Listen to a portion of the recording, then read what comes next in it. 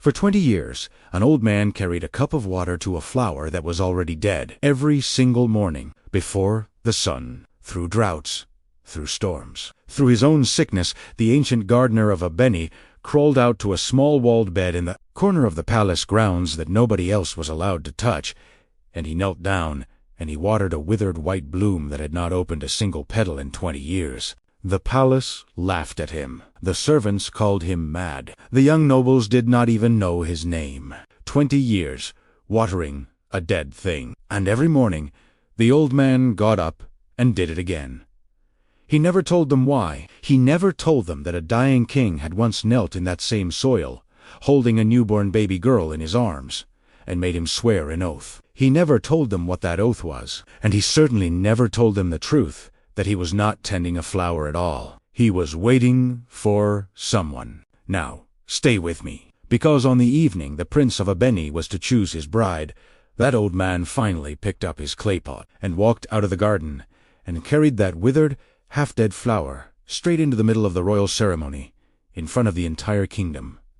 They laughed at him. The queen rose from her throne and demanded to know how he dared, and the old gardener lifted his head, with tears standing in his ancient eyes, and said 11 words that turned that glittering courtyard to stone. Because this flower has been waiting 20 years for its true keeper. What did the dying king make him swear? Why would a flower refuse to open for 20 years? And what happens when that old man walks straight past the richest girl in the kingdom, past the future queen, standing there in her cloth of gold, and places a dying flower into the dirty hands of a barefoot gardener's orphan that the whole courtyard had just finished laughing at? Stay with me to the end of this one, because what those petals do next, the palace of Abeni will be telling its children about for 100 years. Before we continue, please like this video and subscribe so you never miss a story, and tell us, where are you watching from today? In the kingdom of Abeni there was a palace, and around that palace there were gardens, and those gardens were the most beautiful thing in all the land. They spilled down from the palace walls in terraces of impossible color, walls of scarlet hibiscus, rivers of blue lily, great sweeping beds of flowers so rare that traders came from 3 kingdoms away simply to look at them. The gardens of Abeni were famous.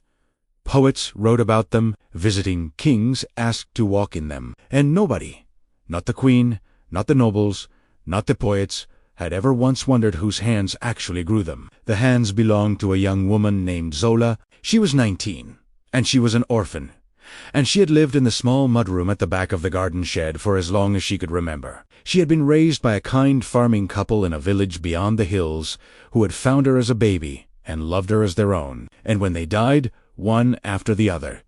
In the same hard year, the girl had walked to the palace with nothing but her hands, and asked for work in the gardens. That had been 3 years ago. She had been given a shovel, a mat to sleep on, and no name at all. She was simply the gardener's girl, the one who did the work nobody saw. And she was extraordinary at it. She had a gift for growing things that the old-timers said they had never seen in a lifetime. Flowers that withered for everyone else opened for her. Beds that had lain barren for years came alive under her hands. She rose before the sun every morning to water and prune and coax and tend, and she talked to the plants softly while she worked. And the gardens of Abeni, the famous gardens, the gardens that visiting kings begged to see, grew more beautiful every single season. She was there. Nobody knew. That was the thing. The nobles walked through her gardens and praised the queen's taste. The poets wrote verses about the palace flowers, and never once asked who planted them. Zola would kneel in the dirt at the edge of the path with soil under her nails, and the great and the powerful would sweep past her without so much as a glance, and it did not even occur to them to wonder. And Zola did not mind. Or she told herself she did not mind, which is nearly the same thing and much lonelier. She loved the flowers. She had nothing else in the world, and she had them, and it was enough. When she was very tired or very lonely, she would sit at the edge of the great lily bed at dusk and look at what her own 2 hands had made, and something in her chest would go quiet and warm, and she would tell herself, "This is mine, even if no one knows it. This is mine." There was only one other person in that whole palace who ever truly saw her. His name was Baba Olaran, and he was the oldest man in Abeni, the palace gardener, or Eyadben. Before his back bent and his hands began to shake, and the court quietly forgot he existed. He was nearly 80 now. He had served the old king, and the king's father before him. He lived in a hut at the very far end of the gardens, in a corner nobody visited. And he shuffled out each morning to tend one small, walled bed that no one else was permitted to touch, and he spoke to almost no one. But he had watched Zola from the first day she arrived. 3 years ago, the old man had watched her hands in the soil, watched the way the flowers turned toward her, watched her face as she worked. And sometimes, when he thought no one could see, the old man's eyes would fill with tears, and he would turn away and grip the wall to steady himself. Zola thought he was simply old and sad, and perhaps a little strange. She was kind to him because she was kind to everyone. She brought him water. She carried his tools when his hands hurt too badly, and in return he taught her things about growing that no one else in the kingdom knew. She had no idea that the old man was not watching her out of kindness. He was watching her because he was waiting, and he had been waiting in that garden for 20 years. Then, one morning, the drums sounded from the palace walls, and the herald's voice rang out across the kingdom, and everything changed. "Hear the word of Queen Eyabo," the herald cried. "At the flower festival, 10 days from now, His Highness Prince Dio will choose his bride. Every noble family of Abeni may present a daughter. Before the sun sets on that day, the future queen of this kingdom will be chosen." The kingdom went mad with excitement. In every great house, they began sowing, and in the gardens, a thin girl in a dusty wrapper stood very still with a watering pot in her hands, listening, and then she laughed at herself, quietly, and went back to her beds. "Not for someone like me," she thought. But that night, at dusk, she sat by the lily bed and let herself imagine, just for a moment, just once, what it would be like to stand in that courtyard as a guest, not as the hands that carried the flowers, as someone who was seen. And then she folded the thought away, the way she folded away all her thoughts, and went to sleep on her mat in the shed. She had 10 days, and in 10 days she would learn who she really was. For 10 days, the palace of Abeni was a storm of preparation, and every single flower in it passed through Zola's hands. She barely slept. There were garlands to be woven for the pillars, 10,000 blooms to be cut at exactly the right hour, arrangements to be built for the throne, dais petals, to be gathered by the sackful, to strew across the courtyard stones. She worked from the black hour before dawn until long after dark. Her hands cracked and stained, and slowly, day by day, the great courtyard of Abeni became the most beautiful place in the world. And there was one thing more. In the very center of the courtyard, where the prince would stand to choose his bride, Zola built something extraordinary, a great flowering arch of white and gold, a thing so lovely that the palace servants stopped in their tracks to stare at it. She worked on it in secret. At night, when the courtyard was empty, it was the finest thing she had ever made. And when it was done, she stood back and looked at it in the lantern light. And for the first time in her life, she felt something dangerously close to pride. "They will never know you made it," said a cracked old voice behind her. She turned, Baba Euler, and stood at the edge of the courtyard, leaning on his stick, looking at her arch with an expression she could not read.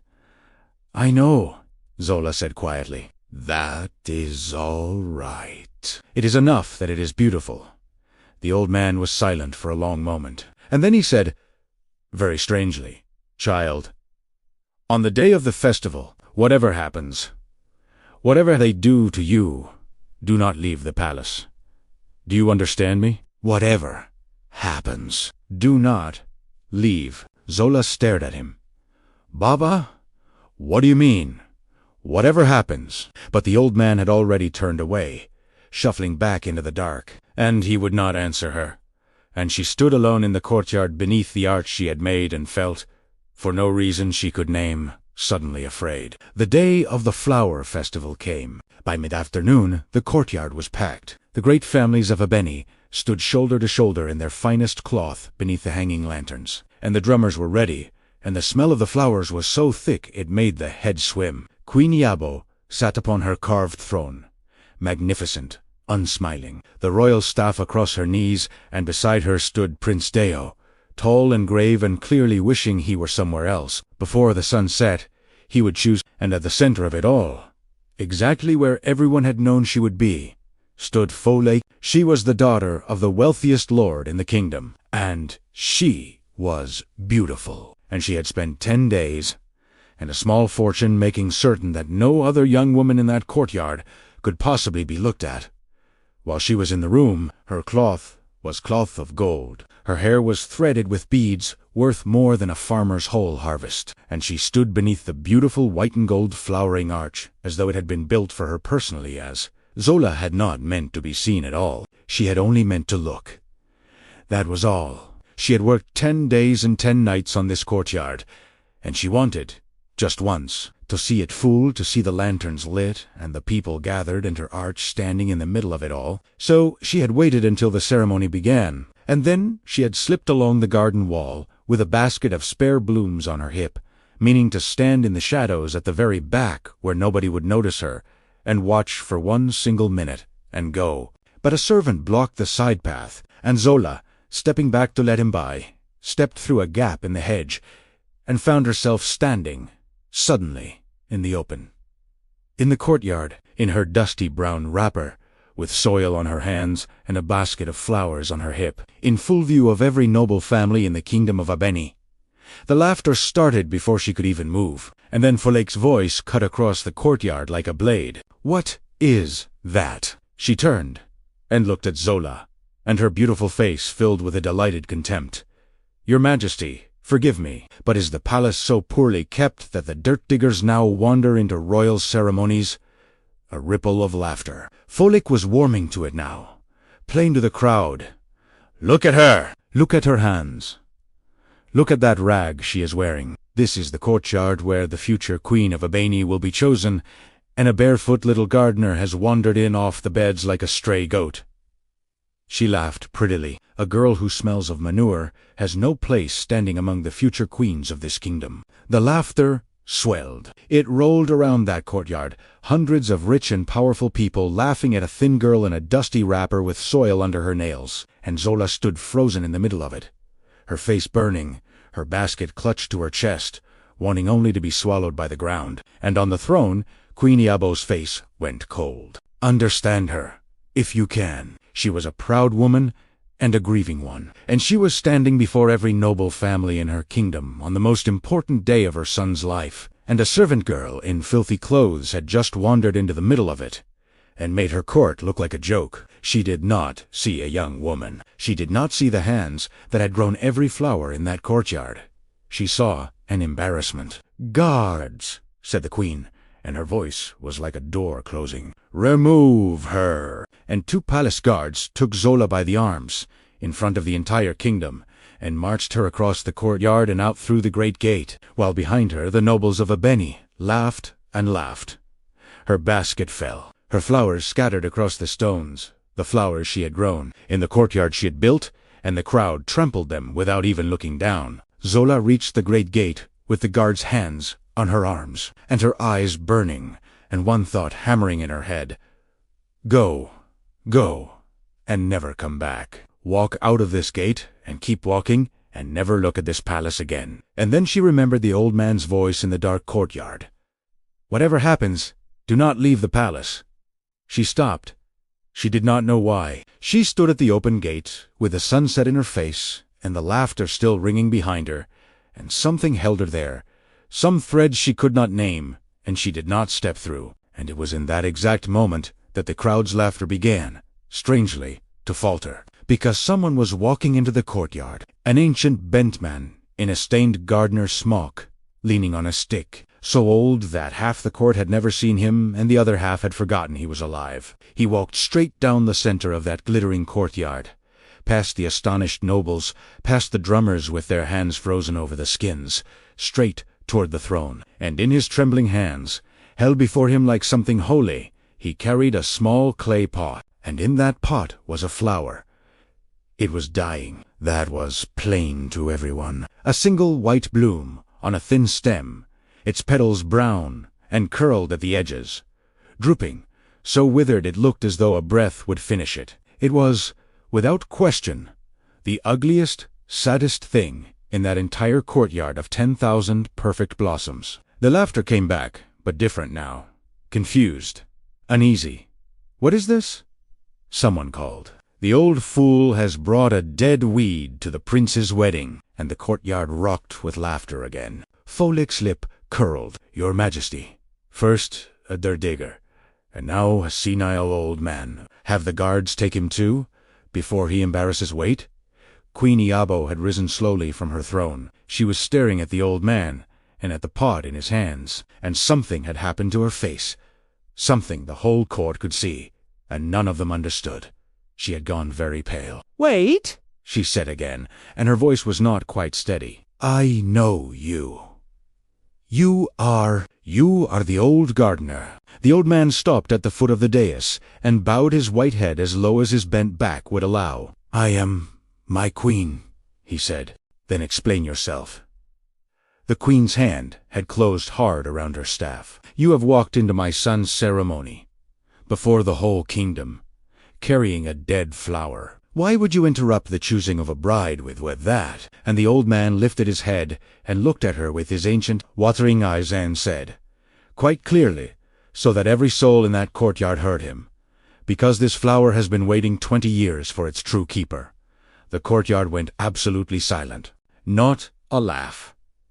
Not a whisper. Not one sound, but the wind moving through 10,000 flowers, and the lanterns creaking softly on their cords. Because there was something in the way the old man had said it.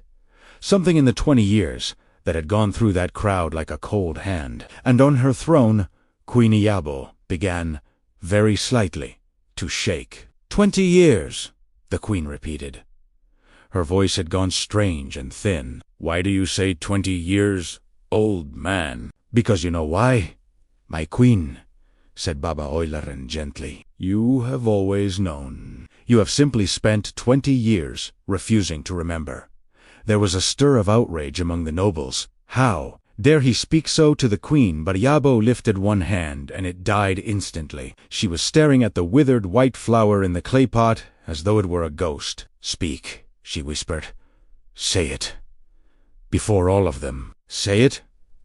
And the old gardener turned, slowly, to face the assembled kingdom of Ebene. "Most of you are too young to remember the old king," he began, and his cracked voice carried. "But I served him. I served him for 40 years, in these gardens, and he was the best man I have ever known. And there is a thing about him that the court has quietly forgotten, and I have not, because I was there." He drew a shaking breath. 20 years ago, our queen gave birth to a child. A daughter, the king's first child, and his joy, I have never in my life seen a man so happy as he was in the week that girl was born. A murmur ran through the older nobles. Some of them were nodding. Some had gone very still. And in that week, Baba Oyelaran Said, the king, came to me, here in these gardens, carrying a seedling in a clay pot. It was a sacred flower, a bloom of the ancestors, of a kind that has grown in the royal beds of Ebene, since before any of us were born, and which will not flower for just anyone. It is a stubborn, difficult, precious thing. And the king said to me, "Oyelaran, this flower is my daughter's. It is planted for her. Tend it, and let no other hand but hers ever tend it." The old man's voice cracked. And then he smiled, the way he did, and he said the words that I have carried in my chest every single day for 20 years. He said, "And if my daughter is ever lost to us, if the ancestors ever take her from this house, then let this flower stand as her sign. It will wither in a stranger's hands, but it will bloom again when her own hands touch it. That is my promise, old friend." The silence in that courtyard was total. 3 months later, Said Baba Oyelaran, there was a fire, and the queen made a small, broken sound and sat down heavily on her throne. Everyone above a certain age in that courtyard remembered the fire. It had been the worst night in the history of the palace of Ebene. A fire that had ripped through the royal wing in the black of the night, that had taken the old king himself, and that had taken, in the smoke and the screaming and the chaos, the infant princess from her cradle. They had searched for days. They had found nothing. Not a trace. And in the end the court had accepted what everyone believed, that the baby had perished in the flames with her father. The queen had never spoken of it again. In 20 years, not once. She had closed around that loss like a fist, and she had grown hard and proud and cold, and now, at last, the whole court understood why. "They told you the child was dead," said the old gardener softly, "and you believed them, because the grief would have killed you otherwise. And the years went by, and the court forgot, and the king's promise was forgotten with him." He lifted the clay pot in his trembling hands. "But I did not forget. I have watered this flower every single day for 20 years. My queen. Every day. Through droughts, through storms, through my own sickness, I have crawled out to that walled bed, and I have kept this stubborn, dying, impossible thing alive, because the king asked me to, and because as long as it lived, it meant the ancestors had not closed the door. His old eyes were streaming now, and it has never bloomed. Not once, in 20 years, not one petal has opened. It has withered and refused to die, and I have watched it, and I have waited." He turned then, slowly, deliberately, and he looked past the whole glittering court, past Folek in her cloth of gold, all the way across the courtyard to the great gate, where a thin girl in a dusty brown wrapper still stood, frozen, because an old man had told her not to leave. Until 3 years ago, sighed Baba Oyelaran when a girl came to work in these gardens, and I watched her hands in the soil, and I watched the flowers turn toward her. His voice broke entirely, and I have spent 3 years, my queen, telling myself I was a foolish old man who wanted too badly to believe. I waited for a day when the whole kingdom would be watching, so that no one could bury it quietly, the way they buried everything else. "Bring her here," whispered the queen. It happened 3 times, in that last hour before sunset, that the truth was very nearly buried. The first was Folek.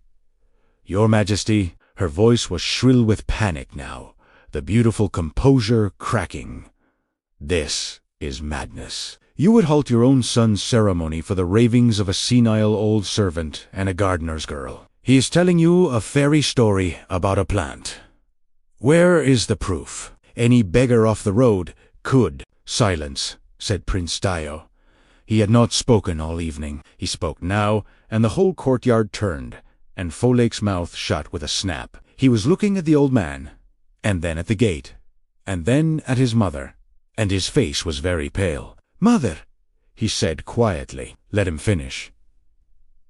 The second was the guards. They had Zola by the arms again. They had been ordered to remove her, and no one had countermanded it, and they were dragging her toward the gate even as the old man spoke. And a great voice went up from the crowd, "Bring her back!" And another, "Let her come!" And suddenly half the courtyard was shouting it, and the guards froze, confused, looking to the queen, and for one long, terrible moment, the queen said nothing at all, and the girl hung there between the gate and the throne, one word from being lost forever. "Bring her to me," said Queen. And the third, and this was the closest of all, was the old lord. He was a heavy, powerful man in fine cloth, standing near the front, and Zola had never seen him before in her life, and she did not know why his face went gray when the old gardener spoke, or why he suddenly pushed forward and said, "Too loudly, Your Majesty, this has gone far enough. I insist for the dignity of the throne that this old fool be removed, and this nonsense ended now." And he actually reached out and seized Baba Oyelaran's arm, hard enough that the old man staggered and the clay pot tipped and very nearly fell. Very nearly.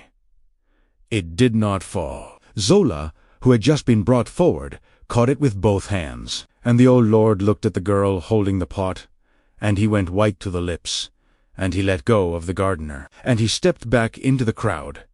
Nobody noticed. Everybody was looking at the flower. "Give it to her," said the queen. Baba Oyelaran took the clay pot from Zola's hands, and he held it for a moment. This thing he had kept alive for 20 years, and then, very gently, like a man handing over his own heart, he placed it back into the palms of the thin girl in the dusty wrapper. "Hold it, child," he said softly. "That is all. Just hold it." And Zola stood in the middle of the courtyard of Abeni, with the whole kingdom staring at her in her dirty brown wrapper, with soil under her nails, holding a small clay pot with a dead flower in it. And nothing happened. Nothing happened at all. The petals hung brown and curled. The stem drooped. The flower was as dead as it had been a moment before, and the silence in that courtyard began, second by second, to turn into something horrible. Somebody laughed. One high, nervous laugh. Then another. "It's a weed," someone said, and Folik's voice, sharp with triumph and relief. "You see? You see? Nothing. Nothing at all. A dead flower and a dirty girl, and the whole kingdom made to wait, your majesty. I told you." And Zola stood there with her face burning and tears standing in her eyes, humiliated for the second time in 1 hour before the entire kingdom, holding a dead thing in her hands, and she looked up at the old man in helpless apology. "I'm sorry, Baba. I'm sorry. It isn't me. I'm nobody." And Baba Oyalaran was not looking at her. He was looking at the flower, and he was smiling. Let it hang there, just for a moment. A whole kingdom, frozen. A rich girl at the center of the courtyard, already laughing in triumph. A queen on her throne with her knuckles white on the royal staff. A prince who cannot take his eyes off a poor gardener's face. And in the middle of it all, a thin, weeping girl in a dusty wrapper, holding a dead flower in the last light of the sun, being laughed at by everyone she has ever quietly served. Look at her right now. Remember her exactly as she is, because in the next 3 seconds, the palace of Abeni is going to change forever, and the girl in the dirty wrapper will never be nobody again, because it was the old gardener who saw it first. A tremor.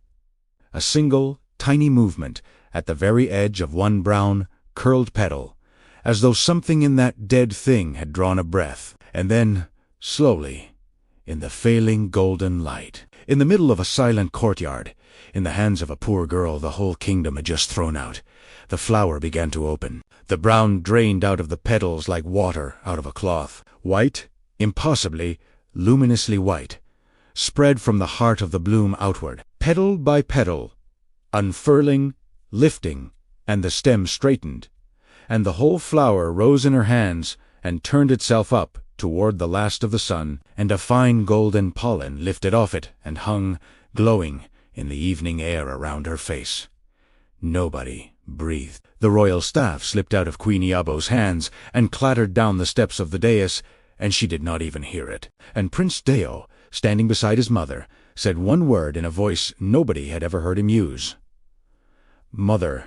The courtyard exploded. Gasps, cries, people falling to their knees, people shouting to the ancestors. And through it all, Queen Iabo came down the steps of the dais like a woman walking in her sleep, her eyes fixed on the poor girl standing in a glow of golden pollen with a blooming white flower in her hands. "It is not proof," someone was shouting.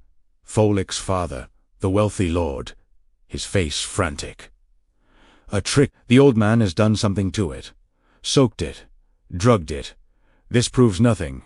It proves the king's word," said Baba Oyalaran quietly. "And it proves I kept it." "But it does not prove how the child was taken," said a new voice. Everyone turned. An old woman was pushing her way forward from the very back of the crowd. From among the servants, a stooped, gray-haired palace maid, so ordinary that not one noble there could have told you her name. Her name was Mama K. She had served in that palace for 40 years, and she was weeping so hard she could barely stand. "I have carried this for 20 years, she sobbed, "and I cannot carry it one more day. My queen, forgive me." "Speak," said the queen. And the old maid fell to her knees on the courtyard stones. "The night of the fire, she wept. I was the one who reached the nursery. The smoke was everywhere. I found the baby alive in her cradle, and I picked her up and I ran. I ran out through the garden gate with your daughter in my arms, my queen, and I meant to bring her back to you when the fire was out. I swear it." She was shaking violently now. "But there were men waiting outside the wall. In the dark, waiting. My queen, not looters, waiting. They came at me and they took her from my arms and they struck me down. And when I woke it was morning and the child was gone and the king was dead and the whole palace was ash." She pressed her face to the stones. "And I was a servant. I had no proof, no name, nothing. If I had come to you and said your daughter was stolen by men who were waiting for her, Who would have believed me? They would have said the mad old maid had lost the child herself in the fire, and invented a story to save her own neck. They would have hanged me. She was sobbing openly. So I said nothing. I have said nothing for 20 years, and every day of those 20 years I have prayed that somehow she lived. And there it was. The whole courtyard understood it in the same breath, and a sound went through the crowd like a wind through dry grass. Men were waiting outside the wall. The fire had not been an accident. Somebody had arranged it. Arranged to take the king and the heir in one night, and to leave a grieving widow on a shaking throne. Slowly, terribly, Queen Ayabo turned her head, and she looked at the wealthy Lord Folik's father, who had gone the color of ash, who had tried so very hard to have an old gardener dragged away, who had been so desperate that his daughter be chosen this very evening. He ran. He got perhaps 4 steps before the guards took him, and what came out of him, in the days that followed, was the whole rotten thing. The men paid, the fire set, the child seized, the 20 years of quiet climbing that had brought his family within one sunset of putting his own daughter on the throne of Banished. But that was the days that followed. What happened in that courtyard, in the last light of that day, was this. Folik stood alone. Utterly, absolutely alone. Her father in the hands of the guards. Her lies laid bare, the entire kingdom staring at her. The beautiful, glittering girl who, less than an hour ago, had stood beneath a flowering arch and told the whole court that a girl who smelled of manure had no place among queens, and the girl who smelled of manure was standing 10 paces away with the royal flower blooming in her hands, glowing gold in the last of the sun. Queen Ayabo did not go to Folik. She did not even look at her. She walked, instead, across that courtyard to a thin, weeping, bewildered young woman in a dusty brown wrapper, the gardener's girl, the one she had ordered thrown out like rubbish, not 1 hour before, and the Queen of Abeni took her daughter's soil-stained face in both hands, and looked into the eyes she had grieved for 20 years, and broke completely. "Oh," she said, "oh, your father's eyes. You have your father's eyes." And she pulled her child into her arms in front of the entire kingdom, and held her and wept. They stood like that for a long time, the queen and the gardener's girl, while the courtyard wept around them and the lanterns came alight, one by one in the falling dark. When at last Queen Ayabo let go, she did not go back to her throne. She turned, instead, and faced her people, and she did something that no queen of Abeni had ever done before. She apologized. "1 hour ago," she said, and her voice shook, and she let it. "I looked at this young woman. I saw a dusty wrapper. I saw dirt under her nails. I saw a servant who was embarrassing me in front of people whose opinion I valued more than I valued her." She swallowed, and I ordered her dragged out of my courtyard like refuse. I did not ask her name. In 3 years, I never once asked her name. Her tears ran freely, and she did not wipe them. "The flowers you have all been admiring tonight, every bloom in this courtyard, and that arch, that beautiful arch, she grew them, she built them, with those hands, for us," and we laughed at her. She looked out at the silent nobles. "I judged my own daughter by her clothing, and I ask this kingdom to remember, for as long as Abeni stands, what t'hat cost me, and how nearly it cost me everything." Then she turned to Zola. "My daughter, what would you have me do with the girl who mocked you? Speak, and it is done." And every eye in the courtyard went to Folik, standing alone in her cloth of gold, and the kingdom held its breath, because everyone there knew what she deserved. Zola looked at her for a long moment. The white flower was still blooming in her hands. "Nothing that was done to her father is her doing," she said at last, and her voice was quiet, but it carried. "She did not set the fire. She was a baby, as I was. She drew a breath, but she looked at me at a girl with soil on her hands, and she decided I was nothing, and she taught this whole courtyard to laugh at me for it. That is hers." She turned to the queen. "So I do not want her punished, mother. I want her taught. Let her come and work in my gardens. Let her kneel in the beds. Let her put her hands in the dirt and grow something from a seed with her own labor, and let her find out what it is worth, and what it costs, and how it feels to have someone sweep past and never see you. Something almost like a smile touched her mouth. A season in the gardens. That is all I ask. If she still thinks a gardener is nothing when it is done, then let her go. And a great sound went up from the crowd. Not a cheer, but something deeper, a kind of astonished approval, because they had all just watched a girl who could have destroyed her enemy choose instead to try to make her better. Folek fell to her knees and put her face in her hands and wept, and whether it was shame or relief or the beginning of something else, only the seasons in the garden would tell. But she came, in the end. She knelt in the beds, and they say that after a year she was a different person entirely, and that the two women who had once stood on opposite ends of that courtyard came, in time, to work side by side in the soil and even to laugh together. But that is another story. There was one more thing to be done. The queen called Baba Oilerin forward. The ancient gardener came shuffling on his stick, and Queen Iabo, before the entire kingdom, took his old, cracked, dirt-stained hands in both of hers, and bowed her head to him. For 20 years, she said, everyone in this palace forgot. The court forgot. The nobles forgot. I forgot, because remembering would have killed me. She lifted her face, and it was wet, and in a corner of the garden that no one ever visited, a forgotten old man got up every single morning and carried water to a dying flower, because his king asked him to. 20 years. Nobody watching. Nobody thanking him. Nobody who would ever have known if he had simply stopped. Her voice broke. You have given me back my daughter. There is nothing in this kingdom I can give you that would be equal to that. But everything I have is yours, old friend, for the rest of your days, and your name will be spoken in this palace long after mine is dust.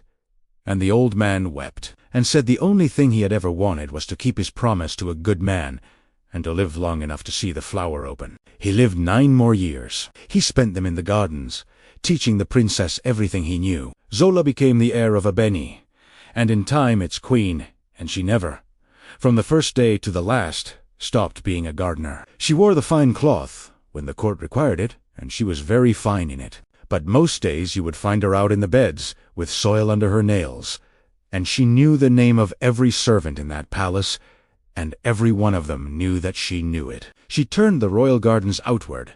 She sent seedlings and grain and gardeners into the villages, and taught the poorest of her people to grow. And in the hard years, the kingdom of Abeni did not starve, because its queen understood dirt, and the white flower of the ancestors bloomed in her window, every season, for the rest of her life. For the elders of Abeni tell their children, to this very day, an old saying that was born in that courtyard, that the seed does not argue with the stone that is thrown at it. It does not answer the boot that treads it down, or the mouth that laughs at it, or the eye that looks straight through it and sees nothing worth seeing. It simply waits, in the dark, in the cold, through all the long seasons of being nothing at all, and then, when its own season comes at last, it opens, and the whole world, which walked past it 1,000 times and never once looked down, for a life is not measured by the cloth on its back. Wealth may by the eye of a crowd, but it cannot by the eye of the ancestors, and it cannot make a dead thing bloom. Kindness done in the dark is remembered. Loyalty kept when no one is watching is the loyalty that changes kingdoms. And the person the whole world overlooks may be, all along, the very one it has been searching for. If Zola's story moved your heart, if you believe that a person's worth is measured by their character and never by their clothes, then do something for me now. Type the word heart in the comments, so I know this story reached you. Share it with someone who has ever been overlooked, and who needed to be reminded that their season is still coming. Subscribe to our family if you have not yet, so you never miss a story. And I will see you in the next one.